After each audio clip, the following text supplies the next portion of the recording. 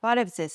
Նախընտրական քարոզարշավն ամենաեռուն շրջանում է, արդեն 2 շաբաթ է, ինչ քաղաքական ուժերը ջանք ու եռան չխնայելով շրջում են Հայաստանի մարզերում եւ մայրաքաղաքի փողոցներում, ընտրողներին Հայաստանի զարգացման ու հզորացման սեփական տեսլականը ներկայացնելու համար։ Նրանցից ով ինչ արդյունք կունենա հունիսի 7-ին ցույց կտա ժամանակը, բայց քարոզարշավի նախորդ 14 օրը բավարար էր համոզվելու համար, որ իշխող վարչախումբն իր նախընտրական քարոզչությունը նորից կառուցել է մեղադրանքներ ու վիրավորանքներ հնչեցնելու եւ ատելության մթնոլորտ ստեղծելու վրա։ Ինչպես է ընթանում նախընտրական քարոզարշավը այս պահին հաղթանակի համար պայքարող ուժերից ում ծրագիրն ու մարտավարությունն է առավել հաջողված եւ ըստ այդմ ովքեր են առաջատար դիրքերում։ Այս հարցերի շուրջ ենք այսօր Հայրենիք մեդիայի եթերում զրուցելու քաղաքագետ Ալեղ Ղևոնդյանի հետ։ Բարև ձեզ, պարոն Ղևոնդյան, շնորհակալ եմ մեր հրավերն ընդունելու համար։ Պարոն Ղևոնդյան, նախընտրական քարոզարշավի ուղիղ միջնամասում ենք, ինչպես կգնահատեք այս պահին քաղաքական ուժերի աշխատանքը եւ արդեն ձեզ համար որևէ պատկեր ձևավորել եք ըստ նրանց ներկայացրած ծրագրերի եւ քաղաքացիների արձագանքի ամենակարևորը։ Դուք երեք այսպես հարցադրումներ արեցիք, այդ երեքն էլ մի քիչ տարբերվում են իրարից այն իմաստով, որ նախ Հայաստանում քաղաքական մթնոլորտի պրոյեկցիաները շատ անկանխատեսելի կարող են լինել, այսինքն մենք կարող ենք չբացառել, որ վաղ օրինակ իշխանության կողմից կարող են կալանավորվել ընդդիմության մի քանի առաջատար դեմքեր, անհիմն ասենք, թե ինչ որ մեղադրանքներով եւ այլն, այսինքն այդ փաստի հավանականության զորու կարող է ընտրական process ամբողջությամբ փոփոխվել, հա։ Մեկնարկային, այսպես նախ քարոզչական process-ը Հայաստանում նոր չի սկսել։ Դա սկսել է մոտավորապես 1.5 տարի առաջ, տարբեր կուսակցություններ, թիմեր, մեկի պարագայում օրինակ ուժեղ Հայաստանի ձևավորման փուլներ, հա։ Իսկ դա կարելի է դիտարկել նաև քարոզչական մեկնարկի քաղաքական այսպես կայացման փուլեր, որը սկզբում ոչ քաղաքական էլեմենտներով էր առում, հետագայում ինքը ինստիտուցիոնալիզացվեց, դարձավ կուսակցություն ուժեղ Հայաստան, հա։ Հայաստանի գործող վարչապետի եւ ՔՊ-ի պարագայում քարոզչական էլեմենտներով վարքաբանության մենք ականատեսենք մոտ 2 տարի ամենատարբեր դրվագների մասով այդ խաղաղության կեղծ օրակարգի հասարակության վրա վաճառել, ամենատարբեր ինչ-որ տնտեսական պրոյեկցիաներ եւ այլն, դրանք միշտ չի որ հաջողված են եղել, օրինակ այդ չհաջողված էլեմենտներից մեկը, օրինակ անցած տարվա մեջ կառավարության այսպես հարց ու պատասխանի ժամանակ էր կարծեմ, թե նիստի ժամանակ էր գործող վարչապետը այսպես շատ արհամարհական կերպով ասեց թոշակառուները ինչին է պետք 10,000 դրամը իրենք չեն կարող դա այսպես ծախսել, հա, այսինքն արհամարհելով, այսինքն մարդիկ պահանջմունքներ չունեն, այն պարագայում երբ որ թոշակառուները ամենախոցելի սոցիալական զանգվածն է, հետագայում հասկացա որ էլեկտորալ առումով դա ռիսկային էլեմենտ է, ճշգրտեցին, բայց արդեն բյուջեի հաստատումից հետո է հասկանում, չէ՞, այսինքն այդ միջոցները 10,000 դրամ ավելացումները արտաբյուջետային միջոցներ են, Աստված գիտի որտեղից են գալիս, հա։ Հայաստան դաշինքը ընդհանուր ֆոնային դիրքավորումների մեջ էր, այսպես ասած հարցազրույցներ առաջնորդի հետ, Ռոբերտ Քոչարյանի հետ, ինչ-որ առանձին ծրագրային դրույթներ, մոտեցումներ, վերլուծություններ իրավիճակի, չէ՞ որ անցած տարի մենք ակտիվ այսպես պատերազմական իրողությունների սահմանակից պետություն էինք եւ այս կամ այն կերպ եւ այդ ու նաեւ այսօր մեր վրա ենք զգում։ Հիմա ակտիվ փուլը, մեկնարկային փուլը, իրավական առումով արդեն մեկնարկային փուլը բավական բուրն է եւ այստեղ գիտեք խնդիրը սա դասական ընտրություն չի մեկ ֆիքսեք եւ սա դասական քարոզարշավ չի երկուս Հայաստանի պատմության մեջ ես հիշողությունից քաղաքական հատկապես շատ լավ եմ չի եղել այսպիսի ագրեսիվ այլանդակ հակաօրինական եւ ատելության ու սպառնալիքի խոսք իր մեջ պարունակող ճակերտավոր քարոզարշավ, ինչ որ մենք ունենք այսօր, եւ դա մեկնարկեց հենց ոչ թե այսինքն հենց քարոզարշավի մուտքից, այլ մի փոքր ավել, երբ որ գործող վարչապետը հիշում եք իր թիմով ման էր գալիս երկրով մեկ եւ առերեսվում էր հանրային տարբեր տրամադրությունների ըմբոստության, մարդիկ չէին բարևում, արհամարհական վերաբերմունք, քննադատողական վերաբերմունք, դուռը չէին բացում իր առջև այդ վերաբերմունքը իր մոտ ներվ առաջացնում ու ինքը հասկանում է որ այն ինֆորմացիա որ հաճախ հասնում է իրեն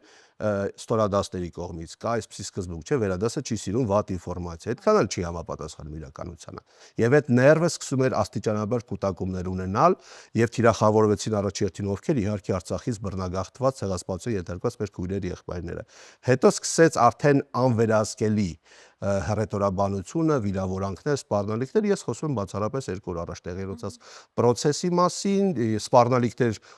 ոչնչացնելու, այսինքն մահվան սպառնալիքներ, այդ թվում նաև ընդդիմության մյուս ներկայացուցիչների մասով։ Գործող ՔՊ-ի ընտրական պրոյեկտումները քարոզարշավը կարելի է երկու հիմնական բաղադրիչի ներկայացնել։ Նա փորձում է վաճառել այն ինչ որ պետական իշխանությունը պարտավոր է իրականացնել քաղաքացու վրա, այսինքն իր լիազորություններից բխող որոշումները համեմված կեղծ խաղաղության օրակարգով, հա։ Այսինքն փաստացիորեն ունենք սա այսպիսի վիճակ. Ալիևը ստանում է այն ինչ որ ուզում է, հիմա ստանում է այդ ամեն ինչը առանց պատերազմի։ Այսինքն կա հանձնառություն, որ անելու ենք սա։ Խաղաղությունը իհարկե խոստումներով կամ թղթերով չի լինում, դա միայն բանակով է լինում, այն պարագայում, երբ որ բանակը զսպում է քո նկատմամբ որևէ այլ շրջանակի պետության թիրախային հարձակումը եւ այլն։ Հիմա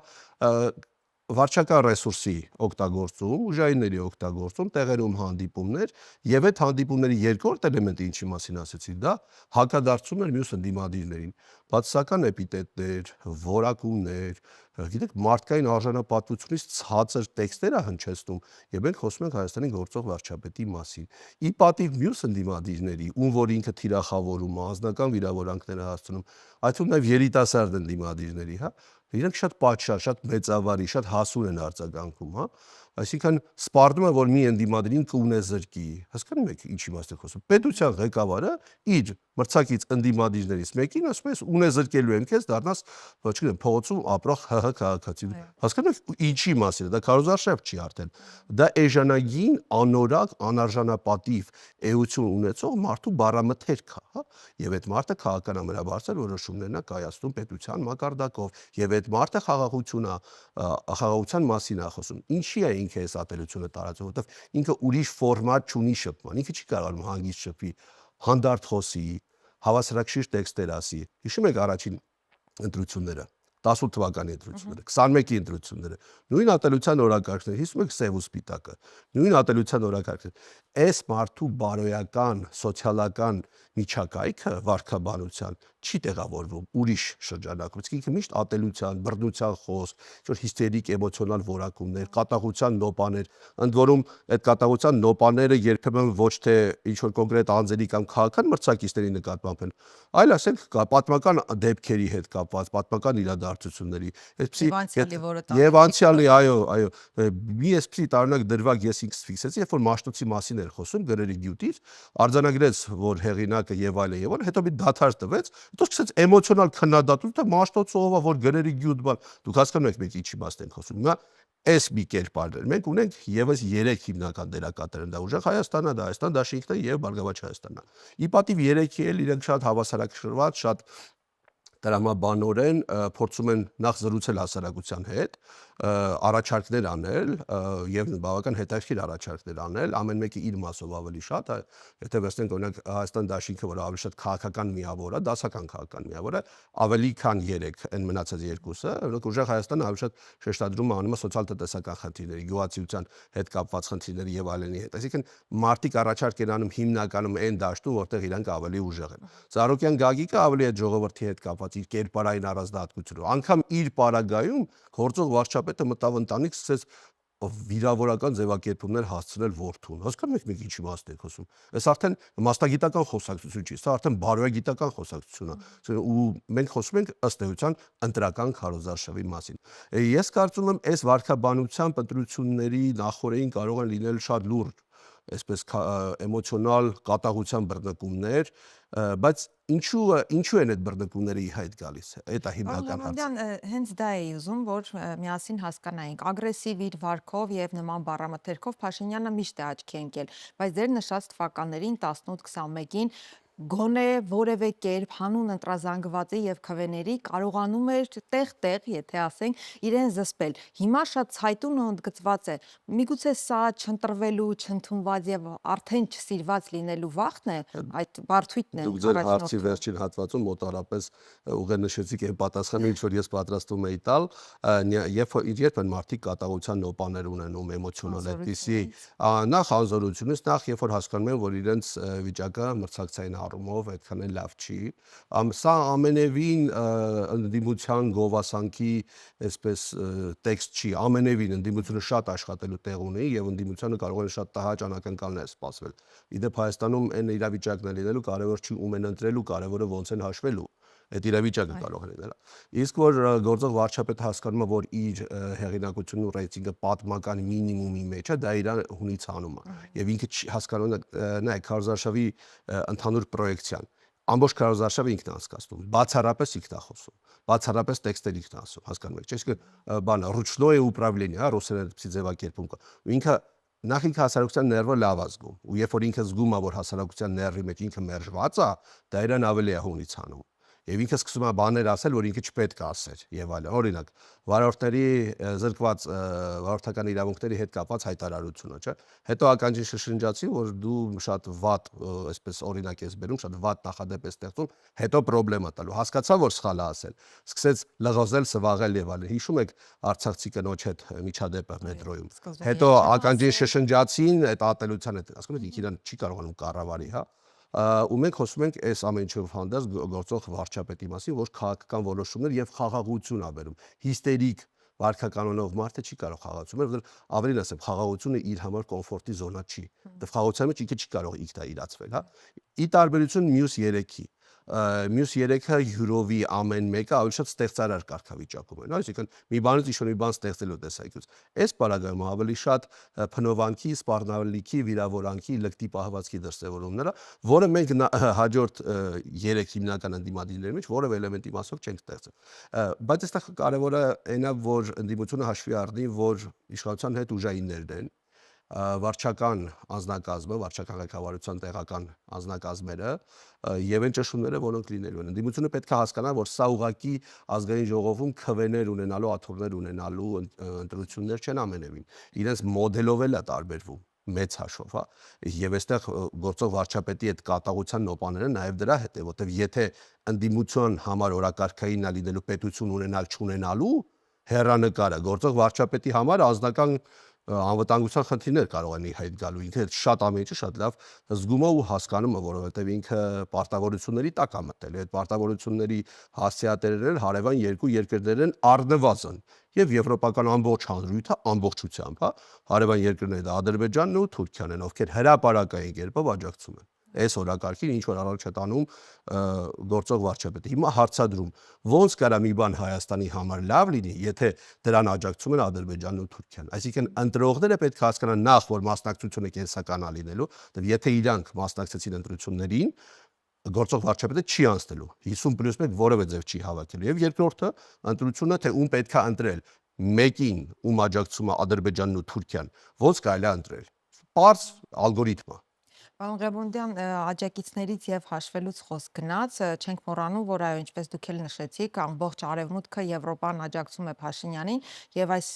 արևմտյան դիտորդների միջանկյալ զեկույցը շատ վառ օրինակն էր այն բանի, որ աչք է փակվելու ցանկացած ընտրակեղծիքի վրա։ Ընդդիմությունը ինչ պետք է անի, որ որևէ կերպ կարողանա զսպել, որովհետեւ ինչպես հիմա հասկանում ենք, եթե այդ 50+1-ը եղավ, այստեղ չենք բացառում, որ եղել են ընտրախախտումներ միանշանակ։ Այս պահի դրությամբ Հայաստանի գործող վարչապետի անհատական եւ կոլեկտիվ ռեյտինգը տատանվում է մինչեւ 31-32 ըստ հարցումների քիչ է շրջանակում, հա, ես նախորդ իմ հարցումներում այլ թիվ եմ ասել, բայց անհատական ռեյտինգ եմ ասել, ես իմ ասում եմ ՔՊ-ի հետ միասին վարչական ռեսուրսով եւ այլն եւ այլն, հա։ Ընդդիմությունը շատ բարձր ռեյտինգ չունի, հա։ Այսինքն որևէ մեկի պարագայում 45-ից ավել որևէ դեպքում չկա, այսինքն եւ կա մեծ չկողմնորոշված զանգված, ում հետ պետք է աշխատել տարբեր գործիքակազմով, բակ առ բակ մարդկանց հետ հանդիպելով եւ այլն եւ այլն։ Ինչ վերաբերում է եվրոպական օրակարգերին եւ Եվրամիությանը, Եվրամիությունը խնդիր չունի, իրենց պետք է Հայաստանում այնպիսի մարդ դառնա իշխանության, ով ցանկացած հրահանգ, բառեզբուն իմաստով հրահանգ, կիրականացնի։ Գործող վարչապետը մտել է դրա տակ, հա։ Մյուս կողմից ինքը ունի փաստացորեն երկու շրջանակ, ովքեր իրան վերադաս են, դա ադրբեջանա-թուրքական, այսպես տանդեմն է, իդեպ դրանք էլ իրար մեջ տարբերություններ ունեն, դա էլ կա, այսինքն թուրքական շահերն ու ադրբեջանական շահերը իդենտիկ չեն, լիովին իդենտիկ չեն։ Իդենտիկ են, բայց կա որոշակի չափաբաժին եւ Եվրամիության օրակարգ։ Հիմա Հայաստանում մինչեւ 18 թվականը, երբ որ մի հատ ծառ էր կտրվում, ամբողջ եվրոպական ԵԽԽՎ-ով, ԵՄ-ով բանաձևեր էին ընդունում։ Տարբեր դեսպաններ հայտարարությամբ էին հանդես գալիս։ Մի շարք ներկայացուցիչներ եվրոպական, չգիտեմ, այսպես ակցիաներ էին իրականացնում։ Բացառապես 2 օր առաջ հարձակում տեղի ունեցավ կնոջ վրա, սպառնալիքներ հրապարակային, սպանելու, մարդը սպանության այսպես ասած հայտ էր ներկայացնում։ Մի ձևակերպում, մի գնահատական, մի հայտարարություն չեղավ։ Այդ միտի զեկույցն էր բավական ժպիտ առաջացնում, այն որ խփում էր համ նալին, համ մեխին, հաշվի առնելով իր այսպես պալատական միպ լինելու հանգամանքը։ Այստեղ շատ պարզ ամեն ինչ, Եվրոպան ուզում է, որ սա մնա, այդ մասին հայտարարել էին ամենատարբեր ֆորմատներով, որպեսզի գեոպոլիտիկ իրենց պլանավորումները առաջ տանեն։ Ինչ կարող է անել ընդդիմությունը եւ քաղաքացին, համաժողովրդական շարժում 1 ընդդիմադիր ներկայացուցիչները պետք է հայտարարեն, որ խնդիրը այստեղ իշխանության հասնելու օրակարգում չի, թե ով շատ քվեկ ունենա, ով պակաս քվե, այլ խնդիրը կոնսենսուս -1 բանաձևն է, այսինքն ամեն ինչ անենք, որպեսզի գործող վարչապետի որպես ուռուցք պետության վրայից հեռացնենք, հետո ով կդառնա, դա մեծ հաշվով արդեն նոր ընտրության օրակարգ կդառնա։ Եվ պետք է հասկանալ, որ զուտ ընտրություններով Հայաստանում իշխանություն չի փոխվելու։ Հասանք այդ կետին նաև հասարակությունը միանշանակ կարծում է, որ իշխանափոխությունն այո առաջին հերթին պետք է միասնական ընդդիմությամբ լինի, ընդդիմության ներկայացուցիչները միավորվեն ու նաև կան մարդիկ, ինչպես դուք ասացիք, կարծում են, որ այո ընտրությամբ օրինական որևէ կերպ հնարավոր չի հասնել իշխանափոխության։ Ի վերջո ո՞րն է ելքը դուք։ Չէ, այստեղ այսպիսի տարանջատմանը ես կողմնակից չեմ, ինչու, որտեղ Հայաստանում մարդիկ կան տարբեր ընդդիմադիր պատկերացումներ ունեն։ Այ ընդդիմության ռազմավարությունը այս դրանում էր, որ մենք 3-ով, 3 հիմնական դերակատարներով ենք գնալու, որովհետև ենթադրենք ես աջակցում եմ, չգիտեմ,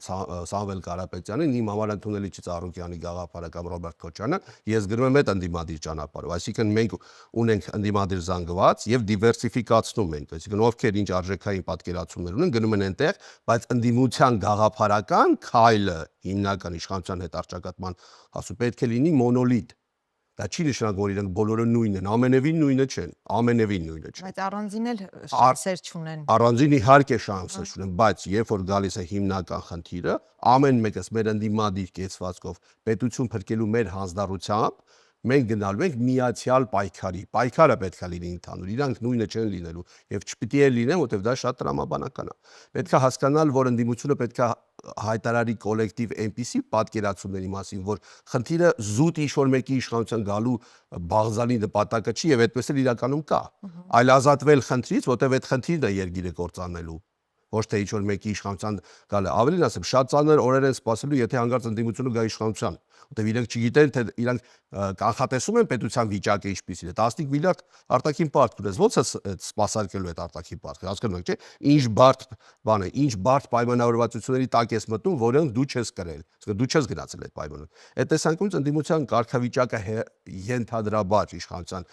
գալու դեպքում ամենևին նախանձելի չի, բայց պետք է հասկանալ մի բան, որ միացյալ պայքար անպայման պետք է լինի ընտրության օրը, ընտրության հաջորդ օրը։ Եվ չպետք է բացառայել, որ կարող են լինել, իսկ ես հակված եմ դրան, երկրորդ փուլ։ Այսինքն երկրորդ փուլում առաջատար հիմնական թիմերը պետք է այսպես նորից ընտրությունների մասնակցեն, որպեսզի հնարավոր լինի հասկանալու ով է կառավարություն կազմում։ Ավելին ասեմ, ամենատարբեր այլ սցենարներ կան։ Կարող են ի հայտ բերվել մտածածին կարովի գործեր, ընդդիմության մի շարք դերակատար մարդկանց կալանավորեն, գլխատեն ընդդիմությունը։ Հաջորդ հանգամանքը Ալիևի հետ փոխադարձ պայմանավորվածություն զերու սահմանային միջադեպ լարվեն, զինվորներ զոհվեն, ինչ որ մի հատ կոնֆլիկտ ստեղծվի, դրա մեղադրանքը գցեն 3 ընդդիմադիրների վրա, չէ՞, հիշում եք ինչ էպիտետ է տալիս, պատերազմի կուսակցություն, չեղարկելու ընտրությունները, արտակարգ իրավիճակ, ռազմական դրություն մտցնելու տեսանյութ։ Բոլոր գործիքները կան, որոնցով իշխանությունը կարող է խուսանավել արդար ընտրության արդյունքում, այսպես իշխանությունը հանձնելու նոր ուժերին, դրա համար ընդդիմությունը պետք է ոչ թե բավարար գործիքակազմով առաջնորդի, այլ կաշվից պրոստը պետք է դուրս գա։ Տարբերակ չկա ուղղակի, հասկանում եք, ուղղակի տարբերակ չկա։ Ընդդիմությունը միշտ ավելի թույլ է, քան իշխանությունը։ Գումարած դրսի ճնշումները, ինֆորմացիոն